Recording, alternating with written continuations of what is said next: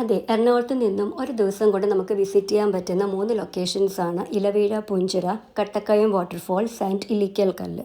അപ്പോൾ ഇന്നത്തെ വീഡിയോയിൽ നമ്മൾ കോട്ടയത്തുള്ള ഇലവീഴ പൂഞ്ചിറയുടെ കാഴ്ചകളാണ് കാണാൻ പോകുന്നത്. കോട്ടയം ഇടുക്കി ബോർഡറിലാണ് ഇലവീഴ പൂഞ്ചിറ ലൊക്കേഷൻ വരുന്നത്. സീ ലെവലിനെക്കാട്ടിലും 3200 അടിയോളം ഉയരത്തിലാണ് ഇത് നിൽക്കുന്നത്. നമുക്കിവിടെ നിന്ന് ട്രക്ക് ചെയ്ത് മുകളിൽ കയറാം.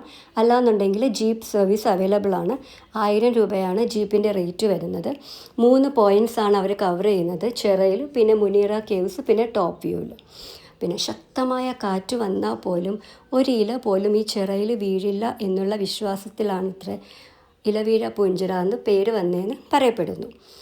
ഈ സിനിമ ഇലവീഴ പൂഞ്ചിറ സിനിമയുടെ ലൊക്കേഷൻ കൂടെയാണിത്. ഒരു പഴയ പോലീസ് വയർലെസ് സ്റ്റേഷൻ്റെ ബിൽഡിംഗ് നമുക്കവിടെ കാണാൻ പറ്റും.